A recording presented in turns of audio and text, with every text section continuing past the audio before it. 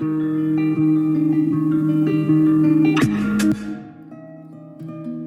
domingo, no es el día del Señor. Parte 3, título original es El domingo, el día del Señor. Andrés Mengíbar www.igledios.org. Marca registrada 2003 derechos reservados. Con excepción de las fuentes citadas, el contenido es propiedad del autor. Las citas bíblicas han sido tomadas de la Reina Valera de 1995. Paz a vos. Frutos de la inexperiencia. Es doloroso mirar que debido al poco dominio en asuntos de la ley, los líderes de la Iglesia procedieron a mirar a los judíos como enemigos, y a la ley como indeseable, como inapropiada para ellos y para la Iglesia. Por resentimiento, por falta de habilidad para hablar de la ley, o por romper definitivamente con los judíos, algunos líderes optaron por desechar todo lo relacionado a la ley. Dejaron de creer en ella. Dejaron de mirar los elementos santificantes que en ella se encuentran. Desistieron de adorar a Dios en sábado y empezaron a mirar con beneplácito la adoración en un día que Dios nunca mandó. Si ellos hubieran entendido que lo desechable era la circuncisión, el sistema ritual justificativo, y el calendario festivo, y hubieran entendido que los mandamientos encaminados a evitar las manchas del pecado nada tenían que ver con lo ritual, la situación para la Iglesia habría sido totalmente diferente, mas no fue así. Urgidos a solucionar definitivamente el problema de intromisión judaizante, decidieron romper en definitiva con todo aquello en lo cual Israel estaba mezclado. Eso corroyó totalmente las bases originales de fe de la Iglesia.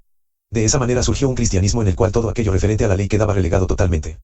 Hasta el día de hoy los resultados continúan invariables, y los argumentos actuales para la defensa del primer día de la semana como día de reposo son hechos tomando como base el rechazo del sábado llevado a cabo por los líderes postapostólicos del siglo II de nuestra era, en lo cual se soslayan las razones que aquellos tuvieron para desecharlo. Tristemente, la tenacidad judía fue la causante, en parte, de hacer que los cristianos que recién estaban conociendo a Dios y saliendo del paganismo, procedieran a adoptar posiciones más defensivas que atacantes. Esas posiciones defensivas vinieron a ser como una puerta de escape a través de la cual salir hacia un campo multitudinario mucho más amplio que aquel al cual sus enemigos trataban de introducirlos. De esa manera fue como empezaron a aborrecer la observancia del sábado, séptimo día de la semana, y a regresar al primer día en el cual antes de su conversión habían adorado al sol, y era observado por el Imperio Romano, imperio que por cierto rechazaba totalmente el sistema de adoración de los israelitas incluyendo el sábado. Es de notar que al rechazar los obispos anunciar la observancia del sábado, la evangelización se hizo más fácil, no les sería necesario explicar a los nuevos convertidos que creer en Dios requería de obedecer el cuarto mandamiento del Decálogo. Siendo la observancia del primer día de la semana una costumbre milenaria entre los paganos, incluyendo aquellos que estaban siendo evangelizados, la única faena sería predicarles las buenas nuevas sin enseñarles a observar leyes. Los nuevos convertidos no tendrían que aceptar el evangelio teniendo que vivir en rebeldía al gobierno mundial romano. Roma, la gran precursora del día del sol en la Iglesia. De esa separación promovida por los judíos, a la cual optaron los líderes de la Iglesia a partir del siglo II, surgió la Iglesia. Capítulo 2. Algunos escritos de los padres apostólicos. Epístola de Ignacio a los Magnesianos. Epístola de Bernabé. Diálogo contra Trifón. Apología de Justino Mártir. En los subtítulos anteriores se mencionan los padres apostólicos y sus escritos. En este capítulo se transcriben algunas porciones con el propósito de leerlos y de corroborar lo que respecto a ellos se ha venido diciendo. Dichosamente, en la actualidad se posee en lengua española la traducción de aquellos piadosos hombres, lo cual proporciona a los investigadores una valiosa herramienta de investigación. Epístola de Ignacio a los Magnesianos, aprox. 110 d. c. 8. No os dejéis seducir por doctrinas extrañas ni por fábulas anticuadas que son sin provecho. Porque si incluso en el día de hoy vivimos según la manera del judaísmo, confesamos que no hemos recibido la gracia, porque los profetas divinos vivían según Cristo Jesús. Por esta causa también fueron perseguidos, siendo inspirados por su gracia a fin de que los que son desobedientes puedan ser plenamente persuadidos de que hay un solo Dios que se manifestó a través de Jesucristo su Hijo, que es su verbo que procede del silencio, el cual en todas las cosas agradó a aquel que le había enviado. 9. Así pues, si los que habían andado en prácticas antiguas alcanzaron una nueva esperanza, sin observar ya los sábados, sino moldeando sus vidas según el día del Señor, en el cual nuestra vida fue brotando por medio de él y por medio de su muerte que algunos niegan un misterio por el cual nosotros obtuvimos la fe, y por esta causa resistimos con paciencia, para que podamos ser hallados discípulos de Jesucristo, nuestro solo Maestro, si es así, ¿cómo podemos vivir aparte de él, siendo así que? Incluso los profetas, siendo sus discípulos, estaban esperándole como su Maestro por medio del Espíritu. Y por esta causa aquel a quien justamente esperaban, cuando vino los levantó de los muertos. Epístola de San Ignacio a los Magnesianos, 2, 8,9. Los padres apostólicos, p. 180 a 181, j. b. Lightfoot, editorial Plie. Es enteramente notoria la preocupación de Ignacio por el acoso que la Iglesia estaba sufriendo a manos de los judaizantes. Para él era crítico advertir a los creyentes sobre los verdaderos propósitos de los enemigos de la gracia. Sus palabras, no os dejéis seducir por doctrinas extrañas ni por fábulas anticuadas que son sin provecho. Porque si incluso en el día de hoy vivimos según la manera del judaísmo, confesamos que no hemos recibido la gracia lo reflejan. Pero al mismo tiempo muestran a una iglesia que aún habiendo transcurrido varias décadas desde la muerte de los apóstoles, continuaba adoleciendo de indecisión sobre la conveniencia de vivir en la gracia o dentro del judaísmo. El bien fundado temor de Ignacio proyecta una iglesia en la cual algunos creyentes favorecían la posición del enemigo. Su exposición a este respecto es acertada, porque vivir dentro del judaísmo indudablemente equivalía a desechar la gracia. Pero debe advertirse que la palabra de Dios desde Génesis hasta Malaquías no es judaísta ni tampoco pertenece a ellos sino a la humanidad. La palabra de Dios es un legado para la humanidad, no para los israelitas. Es cierto que a ellos les fue dada la ley ritual y la circuncisión, y muchas profecías se relacionan con ellos exclusivamente. Pero de igual manera muchas profecías mencionan a los gentiles como recipientes de abundantes bendiciones. También es cierto que gran parte de la ley contiene mandamientos dados a la humanidad muchos siglos antes de existir Israel como nación. Obedecerlos, de la misma manera como los obedecieron aquellos que vivieron siglos antes de existir Israel como nación, de ninguna manera ha significado vivir conforme al judaísmo sino conforme a la voluntad de Dios. En su otra declaración Ignacio confunde el esquema justificativo mosaico con la gracia traída por Cristo, porque los profetas divinos vivían según Cristo Jesús. Por esta causa también fueron perseguidos, siendo inspirados por su gracia. Si la gracia de Cristo hubiera estado vigente dentro de Israel al mismo tiempo en que la ley dominaba, entonces su venida personal habría sido innecesaria, pues en semejante situación, vivir apegado totalmente a la ley habría significado vivir en Cristo. Ignacio sugiere que los profetas actuaban por inspiración de la gracia de Cristo, lo cual no tiene apoyo bíblico. Los profetas fueron martirizados en Israel no porque vivían según la gracia de Cristo sino porque contradecían la impiedad y el paganismo al cual muchos reyes israelitas se inclinaban. Ellos, y muchos dentro del pueblo, se santificaban y alcanzaron la vida eterna no por gracia, sino por vivir en obediencia a todos los requisitos de la ley. Levítico 18:5. Ignacio agrega, así pues, si los que habían andado en prácticas antiguas alcanzaron una nueva esperanza, sin observar ya los sábados, sino moldeando sus vidas según el día del Señor. Es incómodo abordar estos aspectos, mas la fuerza de la necesidad lo requiere. Definitivamente Ignacio evidencia poco conocimiento acerca del tópico del cual habla. Ninguno de aquellos que vivieron en la ley pudieron haber alcanzado justificación por desobedecerla como él lo dice. Dios ya había declarado que dentro de Israel tendrían vida únicamente quienes vivieran apegados a la ley. De hecho, entre tanto el nuevo pacto no viniera, el antiguo era el único requisito para agradar a Dios. Luego entonces, al decir que aquellos alcanzaron una nueva esperanza, sin observar ya los sábados, es un lamentable error.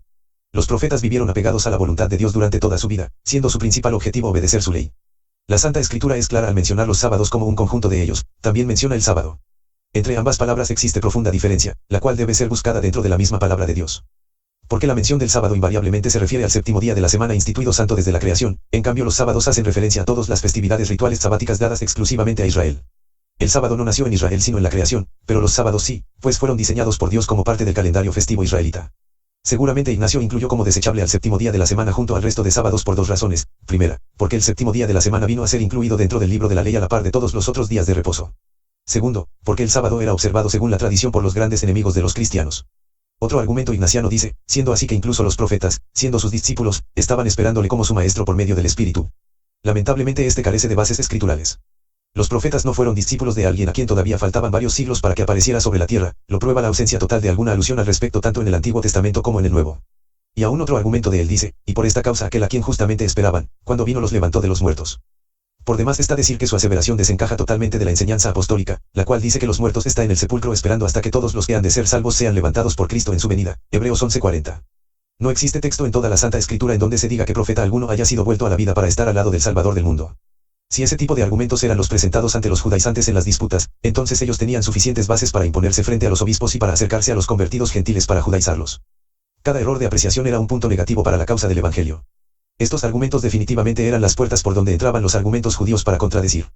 Con este tipo de argumentos era verdaderamente imposible frenar al enemigo. No hay dudas de que el punto de vista ignaciano acerca de la ley y de las escrituras en general se basaba únicamente en su imaginación.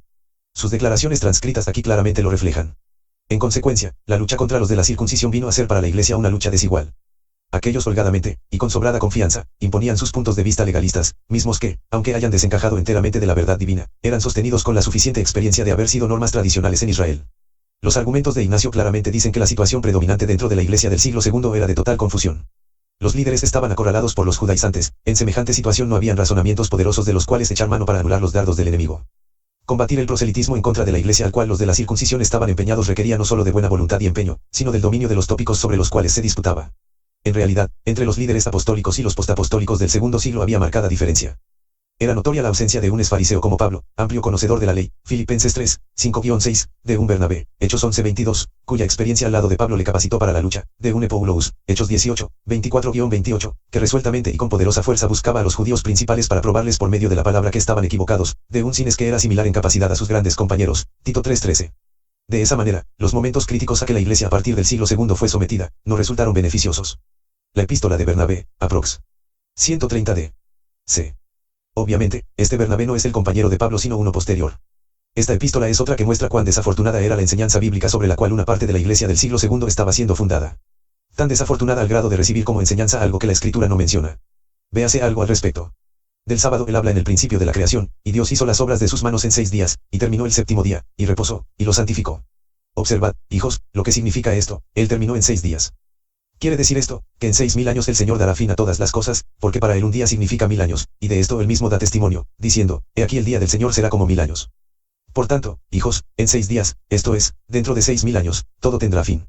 y él reposó el séptimo día. Esto significa, cuando su Hijo venga, y ponga fin al periodo del inicuo, y juzgue a los impíos, y cambie el sol y la luna y las estrellas, entonces él reposará verdaderamente el séptimo día. Sí, además dijo, lo santificarás con manos puras y con corazón puro. Por tanto, si cualquiera puede ahora santificar el día que Dios santificó, a menos que sea puro de corazón, es que nos hemos extraviado en gran manera. Por tanto, podemos reposar y santificarlo, y no antes de entonces, cuando podamos hacerlo después de ser justificados y recibir la promesa, cuando la iniquidad ya no existe y todas las cosas sean hechas nuevas por el Señor, entonces podremos santificarlo, porque nosotros mismos habremos sido santificados primero. Finalmente les dice, vuestras lunas nuevas y vuestros sábados no puedo tolerarlos. Ved lo que significa, no son vuestros sábados presentes los que son aceptables, para mí, sino el sábado que yo he hecho, en el cual, cuando todas las cosas estén en reposo, yo haré el comienzo del octavo día que es el comienzo de otro mundo. Por tanto, también nosotros guardamos el octavo día para gozarnos, en que también Jesús se levantó de los muertos, y habiendo sido manifestado, ascendió a los cielos. Epístola de Bernabé 15. Ibid. P.G.S. 352 a 353. ¿Será que este escritor estaba consciente de sus dichos, o qué? Óigase lo que dice, quiere decir esto, que en 6000 años el Señor dará fin a todas las cosas, porque para él un día significa 1000 años, y de esto él mismo da testimonio, diciendo, he aquí el día del Señor será como 1000 años. La mención de 6000 años creativos inmediatamente sugiere un esquema extraño al contexto general que presentan las Escrituras. Su concepto fue desconocido para los apóstoles. De acuerdo a Bernabé, que pudo haber significado Dios cuando ordenó a Israel reposar en el séptimo día de la semana, Éxodo 20, 8-11, así como él reposó en ese día. Es cierto que la palabra dice que para Dios un día es como 1000 años. Pero el cómo sirve solo para comparar, no para establecer una regla. Incluso dentro de la eternidad de Dios una trillonésima de segundo es como 1000 años, o 1000 años como una trillonésima de segundo, esto, porque en la eternidad no existe el tiempo. Con todo, ese concepto desaparece cuando el tiempo es aplicado a la tierra donde somos regidos por ese elemento. Así entonces, al decir, quiere decir esto, que en 6000 años el Señor dará fin a todas las cosas, Bernabé desencaja totalmente del contexto escritural al establecer una idea totalmente incoherente. Su modo de creer sugiere fuertemente que él no fue enseñado ni por los sucesores inmediatos de los apóstoles, ni mucho menos por los apóstoles. ¿Qué pudieron haber pensado los judíos al oír una enseñanza tal proveniente de uno de los líderes de la iglesia? ¿No es este tipo de creencias un enorme vacío aprovechado por la contraparte para presentar sus razonamientos ante los creyentes evangélicos? Las palabras del cuarto mandamiento declaran, y reposó Dios en el séptimo día, con todo, Bernabé lo desmiente al decir, entonces él reposará verdaderamente el séptimo día. Según esto, Dios no reposó verdaderamente después de la creación, pero lo hará hasta después de haber transcurrido 6000 años. Según este Bernabé, el sábado del cual Cristo es el Señor, Marcos 2:28, carece de importancia. Además, temerariamente, pone en labios del Altísimo Dios palabras que él nunca dijo, cuando todas las cosas estén en reposo, yo haré el comienzo del octavo día que es el comienzo de otro mundo. En su intento de impedir la enseñanza judía, él no vacila en cometer blasfemia agregando a la palabra de Dios lo que ella no dice. ¿De dónde sacó Bernabé que alguna vez Dios haya declarado para tiempo futuro la creación de ese octavo día? Sin lugar a dudas lo sacó de su imaginación. Obsérvese cómo la impertinencia judía estaba dando paso a enseñanzas extrañas y al rechazo a la observancia del sábado dentro de la iglesia. Para el tiempo de Bernabé, no solo predominaba el rechazo hacia los judíos, sino que la enemistad hacia ellos era evidente, eso incluyó la insensibilidad hacia la santidad del sábado. Tristemente, el rechazo del sábado y la preferencia por el primer día de la semana se hizo notorio en la iglesia a partir del siglo II porque los líderes en turno dentro de la iglesia no podían contender eficazmente contra los promotores de la circuncisión. Como se ha dicho antes, la poca capacidad combativa, el poco conocimiento de las verdades bíblicas y el empeño por defenderse, corroyó el ánimo de aquellos líderes. Esa corrosión se manifestó en resentimientos y en rechazo de las divinas verdades respecto al sábado, induciendo incluso a algunos de aquellos líderes a recurrir a forjar argumentos imaginarios. El domingo, no es el día del Señor.